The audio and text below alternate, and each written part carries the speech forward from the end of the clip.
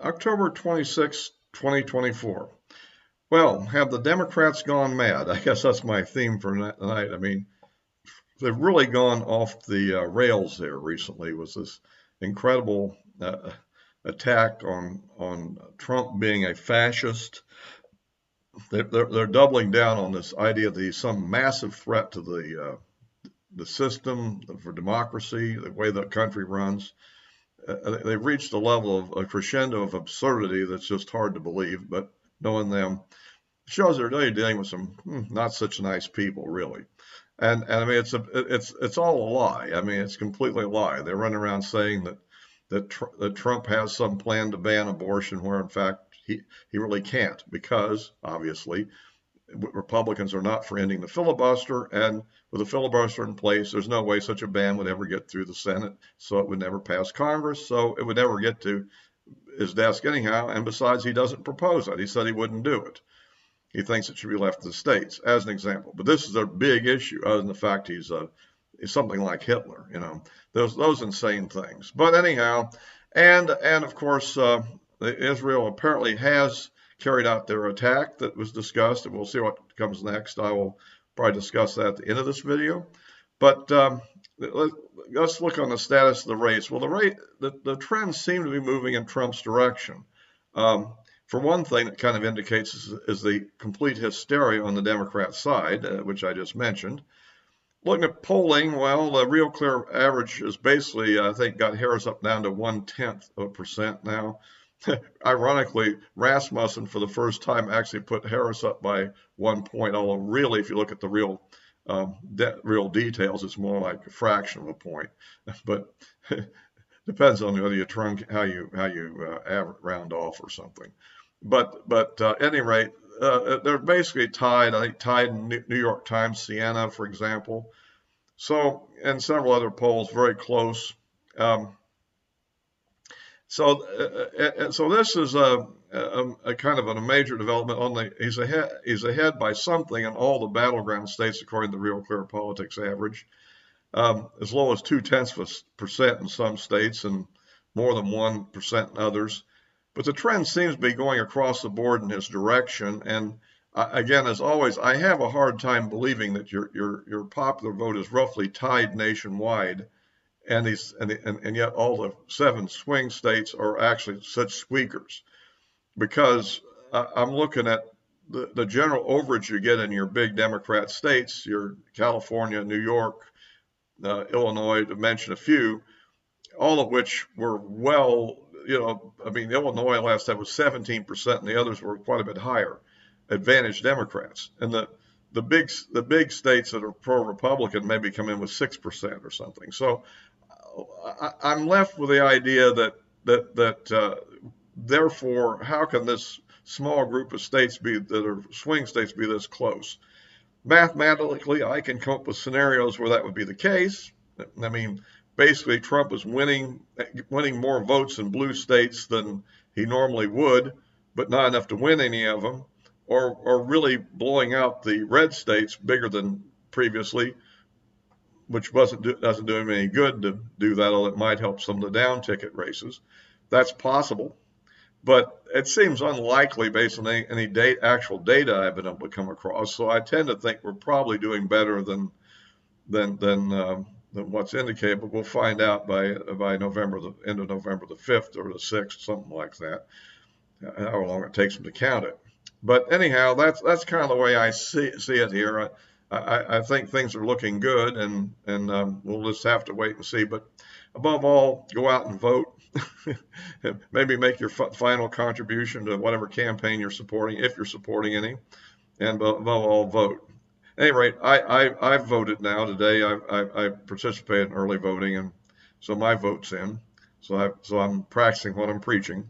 So at any rate, of course, we're going to need some people to vote on election day too, because if it's all Democrats on election day, that would be a disaster as well. So anyway, so if you like these videos, please give me a like. It helps with the algorithm. Looking for more subscriptions as always. Click the bell for notifications, and I also post on Rumble, so you can see in the description below how to follow me there if you're a member of Rumble. So anyway, so that's kind of the way I see the race turning out, and There are some tight Senate seats that are in competition. And maybe if Trump does really good in some of those competitive states, he might pull one or two of them over the line as well. And so that, then I'm still looking to see how things are going to go in, of course, the Florida and the Texas races on the Senate side. It looks like, for the moment, looks like Florida's okay. There is one poll on Texas that looks a little scary to me, and that was the Emerson poll. All the others would indicate probable a Cruz victory there, but we'll see. And of course, the House still looks like a kind of a split 50-50 thing. Hopefully, we've got stronger candidates in some of these races than we had in 2020 and can flip some of those states back to our side. Okay, so that's kind of it for now on that. I will want to go on, like I said early on, talk about the Israeli strike as much as I know at the moment. Since the last time I discussed this, I previously pointed out that probably Israel had a few tricks up their sleeve that I wasn't fully aware of. And of course, that leaked document that's been discussed, which discussed their preparations, which apparently was pretty accurate on what was being prepared. It looks like that the main weapons that Israel is using, and we'll see when we get more information, were some what we call air-launched ballistic missiles, which is an interesting category of missile. There was one of them that's called ROX, and in fact, it's made by a company in Israel called Raphael, and I've been able to find a brochure on that online brochure which describes it. It doesn't state what its range is, but it probably is pretty good. And then the other one was called Golden Horizon, which I hadn't seen any reference to that anywhere previously. And there was some mention that these were derivatives of something called a Sparrow, which really confused me because when I think in military terms of Sparrow, I tend to think of the AIM-7 air-to-air missile. Well, that's not the Sparrow we're talking about. I found out what that is. The Israel has developed some exoatmospheric interceptors called the Arrow system. Arrow 2 and Arrow 3 are still in service, and the Arrow 3 is their latest, which were used in some of these missile barrages we've seen this last year in the two Iranian attacks. Well, to test these missiles when you're developing them, you have to have a target to use against it. And the Sparrow was something Israel developed as a kind of a air-launched missile, I guess, and I suppose the way they did it was they air-launched it, so they'd fly their plane out over the Mediterranean, I guess, and then fire the thing in the direction of the target area, and then Arrow would go up and intercept it, and they would use this to test Arrow out to see if it was functional. Well, then they went ahead and then put various warheads on the thing, seekers and warheads, and turned it into an air-launched ballistic missile, which would be used for attacking ground targets.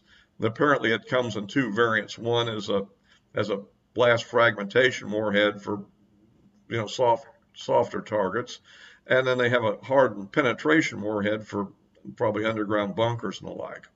So apparently, at any rate, this was what the ROX missile was. We're still not sure exactly what the other missile is, and I mentioned it before that I thought that it has the flavor of a U.S. code name. I mean, for instance, the Israeli Popeye missile, the U.S. has a version of it which we call, I think it was half-nap or something like that.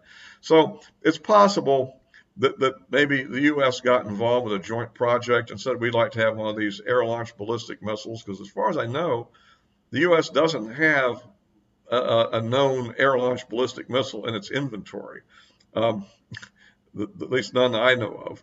But we do have some really good air-launched cruise missiles, such as the JASSM and JASSM-ER, for example, and of course the classic, air-launched the air-launched cruise missile, and some of those, were nuclear armed, and then they were reconverted to conventional for some of the wars that we've been in recent decades, and that kind of thing. So, but the newer missile is JASSM, which is supersonic and a bit shorter range, but designed to be carried on tactical fighters and so forth. So, and other aircraft, I'm sure. So that is what we have. But the ballistic missiles, historically we had one called the Skybolt, but that is a long time ago, and it was canceled. If anybody knows the history, we're going back to the early 60s on that one.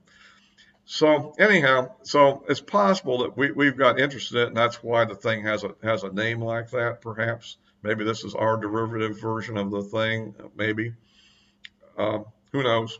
Or maybe it's an improved version, or that we want, or maybe Israel just named it that. It's possible. If anybody knows what it really is, and you can put it in the comment, I'd appreciate it because I'm still learning. But at any rate, these air-launched ballistic missiles have a pretty good standoff range, and probably solve the problem of range, which I discussed on the challenges Israel would face in launching these attacks. Because they can stand off outside of the air defense range of the terminal defenses that the Iranians have. They probably have a range of a few hundred miles, I suspect. Again, if anybody knows, you can post that too. But I don't know. But I would guess so. Just looking at the size of the things, and remember, it's being tested against the arrows designed to go against missiles that shoot from Iran all the way into Israel. So you can see what I'm getting at. So this allows Israel to send airplanes like F-15s up to maybe outside of the Iranian defense areas and launch these attacks. So that's about all I know. That the attacks supposedly were directed primarily at military targets, and these missiles, certainly the Rox, is claimed to have a pretty, I think, a CEP around 30 meters or something. So these are pretty accurate missiles. Maybe they're more accurate than that. Really, that's even what they acknowledge publicly. But the point is, they have terminal guidance, and they're more accurate than probably what the Iranians were shooting at Israel last time. But the question then remains, how will Israel respond to this? I mean, I was kind of the opinion that maybe it would be best not to engage in a tit-for-tat battle. I don't know, does Israel really have a Trump move to make that they're willing to do and capable of doing that would really basically knock the Iranians out of the battle, or will this turn into something that just goes on tit for tat for who knows how long, and then escalate slowly but surely to real destruction of a lot of things and a lot of repercussions. So anyway, that's kind of what I know about that, but at least to clear you up a little bit on the weapons that were probably employed, and that definitely is a pretty impressive capability. So anyway, so I'll post this on YouTube and Rumble as always, and my social media accounts are listed in the description below. So all for now.